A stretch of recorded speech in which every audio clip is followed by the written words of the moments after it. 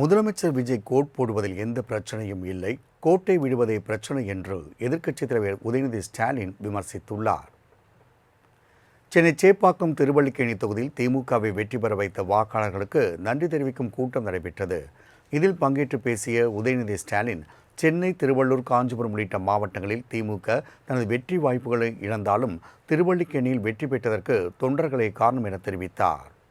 மேலும் தேர்தல் வெற்றியை முதலமைச்சர் விஜய் எதிர்பார்க்கவில்லை என்பதால் பதவியேற்று 25 நாட்களாகியும் எந்த ஒரு திட்டத்தையும் வெற்றிகரமாக செயல்படுத்தவில்லை என்றும் குற்றம் சாட்டினார். தமிழ்நாட்டில் சோஃபா மாடல் ஆட்சி நடைபெற்று வருவதாக விமர்சித்த உதயநிதி ஸ்டாலின், முதலமைச்சர் கோட் ஷூட் போட்டதெல்லாம் பிரச்சனை கிடையாது, எல்லா விதத்திலும் கோட்டை விட்டுக் கொண்டிருப்பதுதான் பிரச்சனை எனவும் கூறினார்.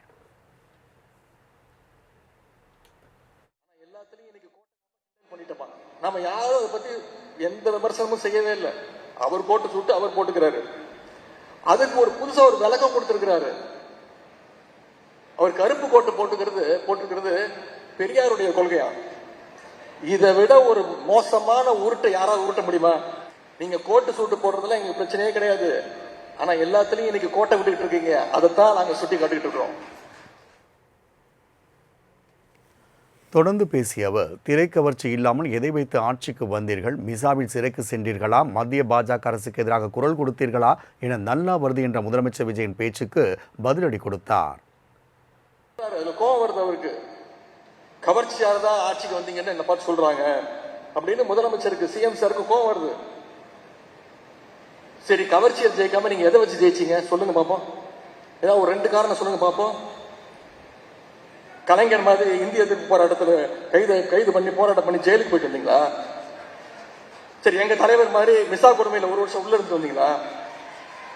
கட்சி ஆரம்பிச்சே 2 வருஷம் தான் ஆகுது. தேர்தல் முடிந்தவுடன் சொல்லாமல் கொள்ளாமல் ஓடிய துரோகி காங்கிரஸ் கட்சி என்றும் விமர்சனம் செய்தார். முக்கியமா தேர்தல் முடிவுகள் முழுசா வர்றதுக்கு முன்னாடியே நம்ம கூட கூட்டணி வச்சிருந்த கூடிய